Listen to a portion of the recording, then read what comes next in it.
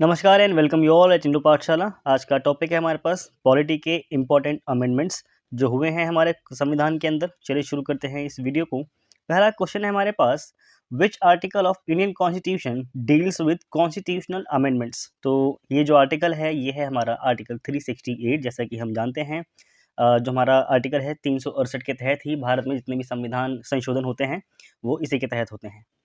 ठीक है, यहाँ पे आप देख सकते हो पार्ट 20 जो है संविधान का, उसके अंदर इसको मेंशन किया गया है।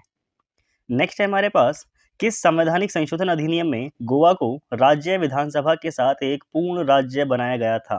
तो ये जो आपका अमेंडमेंट एक्ट है ये है 1987 का 56 कॉन्स्टिट्यूशन अमेंडमेंट था जो हुआ था 1987 में। यहाँ पे आप देख सकते हो ये जो है ये गोवा राज्य को एक दर्जा प्रदान करता है राज्य का। इसके साथ ही इसमें दमन एंड दीव को एक नया केंद्र शासित प्रदेश बनाया गया था। इस प्रकार जो गोवा है वो भारत का 25वां गणराज्य बन गया था।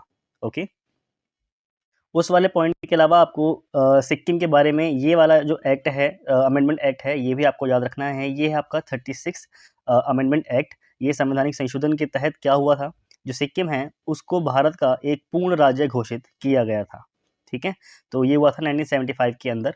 अगर आपका एग्जाम में क्वेश्चन पूछा जाता है कि सिक्किम भारत का राज्य कब बना, तो वो बना था 1975 के अंदर। नेक्स्ट है हमारे पास, which constitutional amendment reduce the voting rights from 21 to 18 years. तो ये था आपका 61st। यहाँ पे आप देखेंगे इसका जो हमारे को एसेंस देखना है वो ये है कि 61वां संविधान संशोधन 1988 में जो हुआ था उसने संशोधन के तहत राज्यों द्वारा पारित किए गए जो 55 नए भूमि सुधार आपके जो कानून थे, सुधार अधिनियम थे, उनको 9वीं अनुसूची में शामिल करने का और साथ में मतदान की आयु को 21 से 18 तक कम करने का प्रावधान किया गया था। तो ये फैक्ट आपको याद रखना है। नेक्स्ट है हमारे पास, which of the following amendment was passed during the emergency. तो एमरजेंसी के टाइम पे ये पास हुआ था आपका 42nd अमेंडमेंट एक्ट। ये इमेज गलती से लगी हुई रह गई है, इसको थोड़ा सा प्लीज़ अवॉइड करना। नेक्स्ट यहाँ पे देखेंगे हमारे पास, under whose leadership was the 42nd amendment act passed. तो ये हुआ था किसके टाइम पीरियड पे, इंदिरा गांधी, है ना। 1976 की बात चल रही है यहाँ पे हमारी। इसके अलावा नेक्स्ट है हमारे पास, in which year did the constitution act come into force in India. तो ये आया था आपका 1951 के अंदर। ठीक है, कौन सा है हमारा प्रथम है, तो हुआ था हमारा 9वीं अनुसूची के अंदर।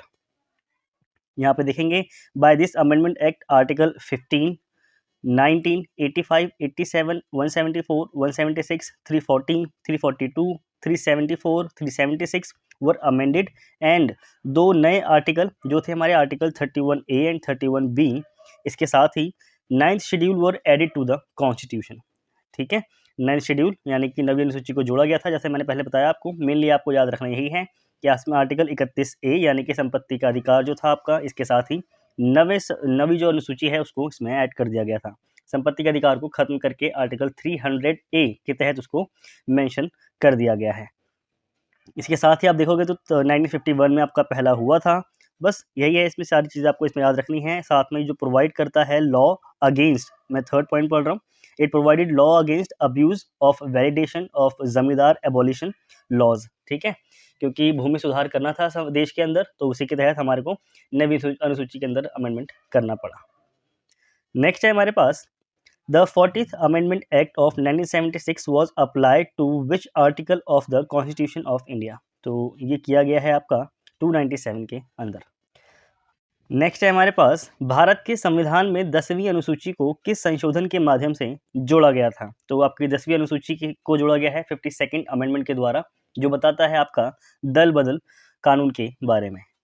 ठीक है, यहाँ पे आप देखोगे 52nd अमेंडमेंट ये कंप्राइज करता है प्रोविजन अगेंस्ट पॉलिटिकल डिफेक्शन, यानी कि लोग बाग जहाँ पे फायदा देखते थे वहाँ छोड़ के चले जाते थे, उसी के लिए ये लाया गया था।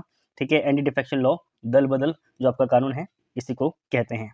ओके, 10 शेड्यूल्स में ऐड कर दी गई थी, 85 के अंदर ये आया था। इसको आपको ये लास्ट वाला पॉइंट आप याद कर सकते हो।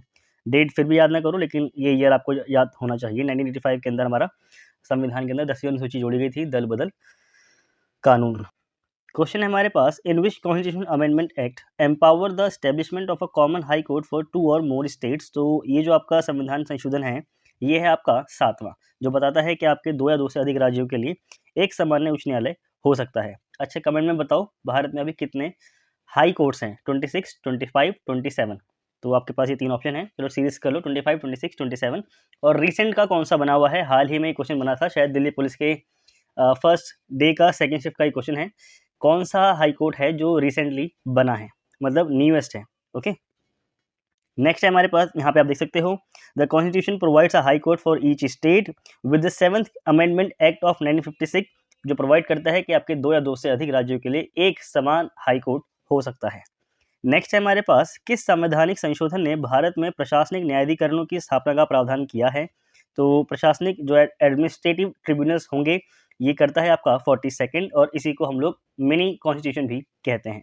1976 के अंदर इंदिरा गांधी के टाइम पीरियड में ये हुआ था। इसके बाद ही 44th है, बहुत ही ज़्यादा इंपॉर्टेंट, वो हुआ था 1978 के अंदर। GST was introduced through which amendment act? तो जीएसटी को किस संशोधन अधिनियम के माध्यम से पेश किया गया है? तो ये है आपका 101। ठीक है, ये फोटो सारी गलत लगी हुई हैं, तो प्लीज़ इसको आप अवॉइड करिएगा। जीएसटी जो है ये आपका सभी इनडायरेक्ट टैक्सेस का एक कॉम्प्रिहेंसिव टैक्स बना करके इसको लागू किया गया है, जो कि आपका लगता है मैन्युफैक्चरिंग पर, सेल्स पर, कंजम्पशन ऑफ गुड्स पर, साथ में services through India. It will replace existing multiple taxes levied by the central and the state government. तो ये सब तो हम जानते ही हैं पहले से। बाकी आपको जो याद रखना है, जो कॉन्सेप्ट है जीएसटी का, ये पहली बार इंट्रोड्यूस किया गया था पार्लियामेंट में पी चिदम्बरम के द्वारा 2005 के अंदर। फ्रांस एक पहला देश है जिसने सबसे पहले जीएसटी को इंट्रोड्यूस किया था। इसके थ्रू क्या हुआ था, डिफरेंट टैक्सेस स्लैब्स थे जो जीएसटी के अंदर आ गए थे, जैसे कि जो अलग अलग वस्तुएं हैं उनके हिसाब से उन पर टैक्स लगाया गया 0%, 5%, 12%, 18% और 28%। तो ये हम इंडिया के बारे में बात कर रहे हैं। इसके साथ ही one nation one tax one market is the motto of GST. तो इस मोटो को आपको याद रखना है। यहाँ पे आप देखोगे जो 100th अमेंडमेंट एक्ट 2015 का है वो किससे संबंधित है? तो यहाँ पे भारत और बांग्लादेश के बीच में कुछ भूमि को लेके विवाद था, जिसको जो करंट गवर्नमेंट है उसने रिजॉल्व कर दिया था। तो उसके लिए संविधान में संशोधन करके हमने रूल बना के बता दिया लोगों को, भाई ठीक है, जो हमारा ज़मीनी विवाद था वो हमने सॉल्व कर लिया है। और इसको लिखित रूप में एक तरह से एस्टेब्लिश करने के लिए हमने इस अमेंडमेंट एक्ट को हम इसको फोर्स में ले आए। ओके, नेक्स्ट यहाँ पे 102nd अमेंडमेंट एक्ट 2018, ये क्या बोलता है? ये है आपका एनसीबीसी से रिलेटेड, यानी कि कॉन्स्टिट्यूशनल स्टेटस ग्रांट हुआ था यहाँ पे आपके national commission for backward classes के लिए। ठीक है, इसके साथ ही राष्ट्रीय पिछड़ा वर्ग आयोग, इसको आप देख सकते हो, उसको संवैधानिक दर्जा दिया गया है। यहाँ पे देखेंगे 103 अमेंडमेंट एक्ट, ये हमारे लोगों के लिए है।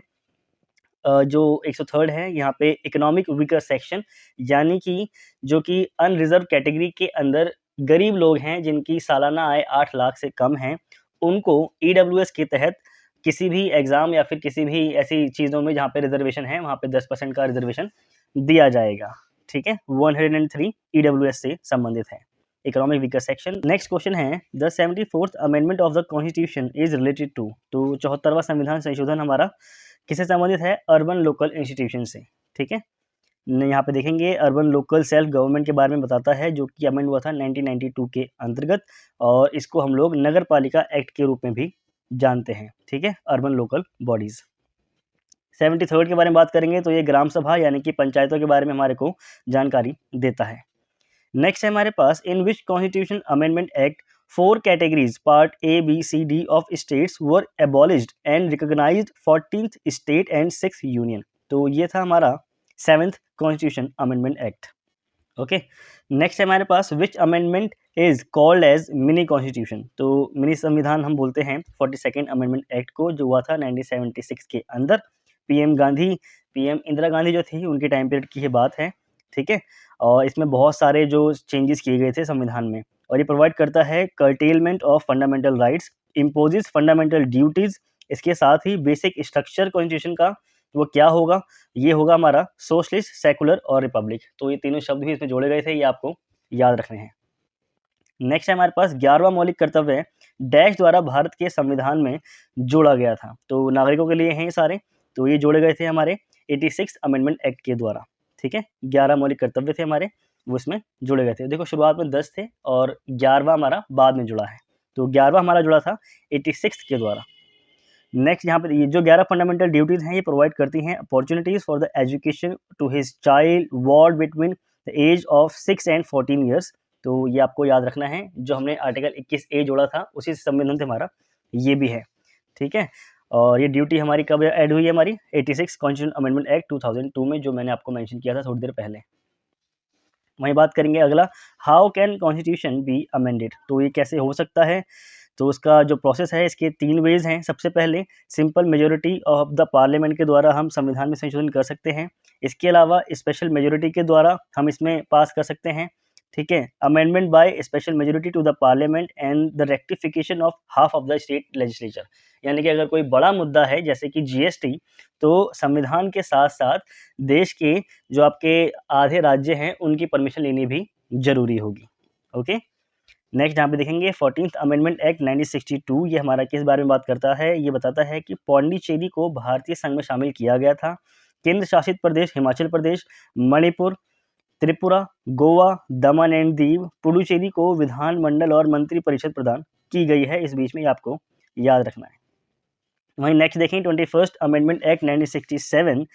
तो ये बताता है कि सिंधी भाषा जो है ये भारतीय संविधान की 8वीं अनुसूची में भाषा है, ठीक है। तो इसको 8वीं अनुसूची में जो हमारी 22 भाषाएं हैं उसमें इसको शामिल किया गया। नेक्स्ट हमारा 71st अमेंडमेंट एक्ट 1962। ये क्या बताता है, ये बोलता है कि कोंकणी मणिपुरी, मैं दोबारा लगा देता हूँ, कोंकणी मणिपुरी नेपाली भाषाओं को संविधान की 8वीं सूची में शामिल किया गया था। इसके साथ ही आधिकारिक भाषाओं की कुल संख्या यहाँ पे अब बढ़ करके 18 हो गई थी। नेक्स्ट हमारे पास 92nd अमेंडमेंट एक्ट 2003 में आया। ये बताता है कि हमारा बोडो, डोगरी या फिर कि डोंगरी बोल सकते हैं, मैथिली और संथाली, ये 8वीं अनुसूची में इनको दोबारा से जोड़ा गया और आधिकारिक भाषाएं हमारी बढ़ करके हो गई 22। ओके, और अभी तक ये हमारी 22 ही हैं। तो यहाँ होता है इस वीडियो का एंड। जल्दी मिलेंगे हम लोग नेक्स्ट वीडियो में। Okay, thank you.